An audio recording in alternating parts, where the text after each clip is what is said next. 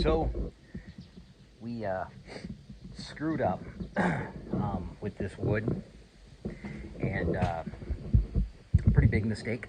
There's a spider in my tripod. Pretty big mistake. Split all this wood, and what we neglected to do, what I neglected to do, because I peeled the logs with a floor scraper, and I didn't take the time to take that, I guess it's called Cambrian layer, I'm not quite sure, but it's this very thin skin like secondary bark, right? So that's all across this log. And like this one doesn't have it. It has it a little bit right here. You can see the difference. If you take that off, that's what the log looks like. And bugs won't go and burrow into this. But I found out that they do still burrow into this. I got the large bark off, but I didn't get this little thin skin layer off. And the bugs still got in there. And how I found that out was, you will see, let's see, you see that little dust right there? That is from a pine post beetle. And let me see if I can find a better one. This little dust right here. All this stuff. That's from a beetle inside the wood burrowing in. Obviously, you don't want bugs in your wood that you're going to build your house with.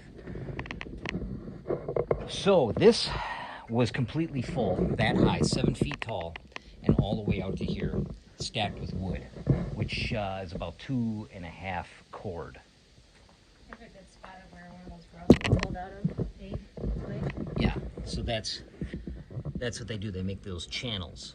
That's a side view of it. It'll be an oval-shaped hole.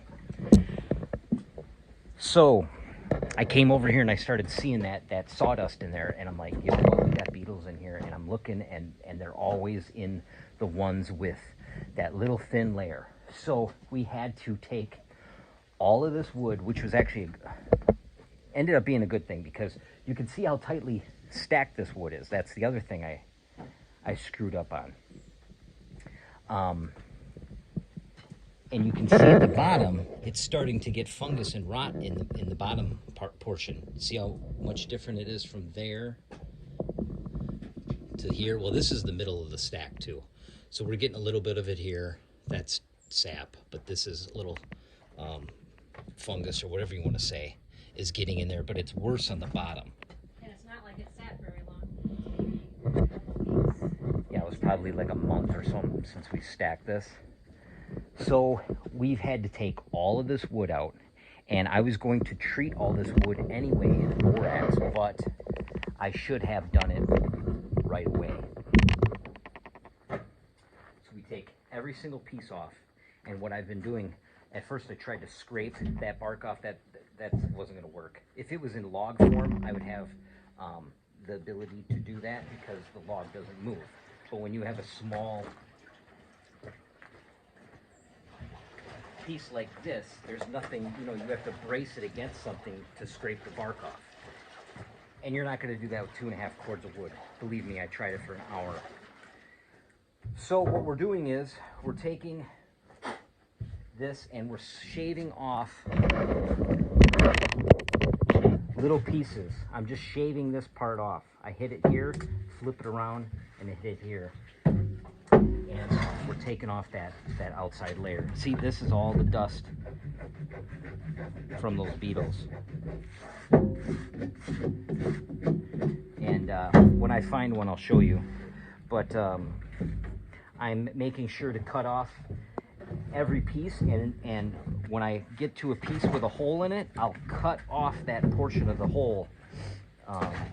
So I find that I trap that beetle in the piece, and I'll make it small enough where if it's usable, I'll keep it, and if it's not, I'll throw it away. And we're taking all of these slivers, and we're just keeping them for kindling. So that's not how I would recommend making kindling, but it's a long process. But that's what we have to do to save all this wood, this 2.5 cord. Now, obviously, we've come through and we've taken all of that skin part off all these logs, so we don't have to worry about it. But some beetles got in there too, those worms or whatever. So when we start splitting it, any one that has a hole in it, we will split it down to trap that worm or whatever, and then throw that piece out. So this has all been treated with borax, and what you do is it's 1 gallon of water to 4 cups of borax, which is a massive amount. And you actually have to heat the water to let that borax dissolve better. So we've been getting pots of water, we've been filling the stock tank up. We mix it up to agitate it to try to get it dissolved better. And we've went through this much wood so far is what we've resplit, restacked, leaving spaces in between, a pretty good gap. And now what we're going to do is we're going to put pallets between every 2 stacks. We'll put 2 pallets in there, and that'll keep a nice space between those stacks. So I guess what I'm trying to hopefully help somebody is, if they ever build a cordwood house, is to, you have to treat the wood like, you know, like it's a cabinet in a kitchen or something. You can't treat it like a piece of firewood. When you drop a tree, instantly take the bark off, all the way to all of it, even the thin layer, and put it somewhere dry. Get it up off the ground, wherever you're going to store them, before you buck them up and start splitting them. And when you split them, take the time, dunk them in the borax, whatever you use. There's commercial products too. There's a Shell Guard from Permachink, and a couple different borat treatments. We're using 20 mule borat that you would buy in the store because it's cheap. These other products are very expensive. 5 gallons of the Shell Guard is like $450, and you're supposed to mix it half and half. I can't imagine doing that. That would be very expensive. So we're going the cheaper route. Hopefully this is not a shortcut, because there is no such thing as a shortcut. The only shortcut is working harder, is what I've found. So this has all been treated last weekend, and it is now dry to the touch. Even down in here, I stick my fingers in here and it's dry. So it only took a week to get that, you know, just residual surface moisture off. And now, because we're stacking it and getting some airflow, we shouldn't have a problem with it drying like how tight we packed this stuff. But it's very hard to stack 7 full cord of wood in a way that you want it to dry. I mean, if somebody's got a better idea, let me know. I built this whole shed last summer to do this project, and you know, in a perfect world, I'd have a nice flat area in the middle of a field, and I would stack this wood 1 row, just 1 single row, and then, you know, a couple feet and another row so sun and wind can get to it. But this isn't a perfect world. I don't have that here.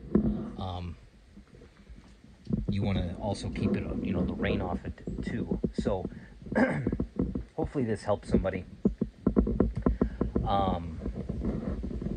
And it's also very difficult to stack 8-inch wide wood. You can't stack it very high, it's going to fall down. You know, you're not stacking firewood that's 16, 18, 20-inch lengths. It's 8 inches. So it's a very, you know, tough thing to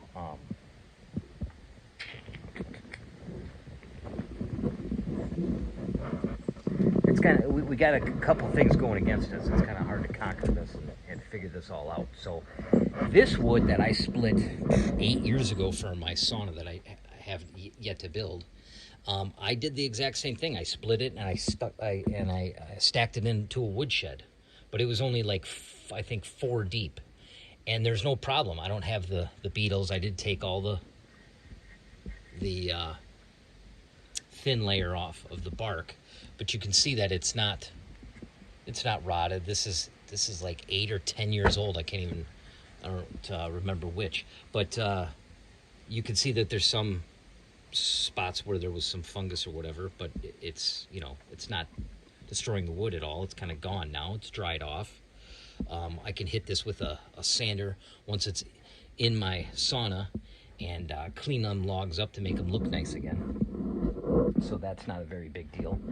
But yeah, those are the things we found out. So if you ever go and do this, you just have to take the time, cut a log, peel the entire thing, somehow peel the entire thing of bark, stack it somewhere dry, up onto 2x4s would help. These are kind of in a low area, unfortunately. But again, I don't have much to work with. I have other projects going on. I can't just stack this any old place around here. I got to get tractors around. We have to clear out trails for excavating that we're going to be doing for drives around the house, a driveway around the house, another garage over there, a greenhouse, soon-to-be greenhouse area. So we have very limited area to stack this wood. I have other wood stacked for my shed roof off the barn. You know, you got to work with what you got. But anyway, this is what we're doing. We're over halfway through. I think we got 3 or 4 more rows to go. Takes us about I don't know, 2 hours to do, hour and a half to do that. So that's going to be a half a day. And then we'll be done. And then when we buck this up, it'll go right on the splitter, right in the tank, and then stack properly. So that's what we're dealing with.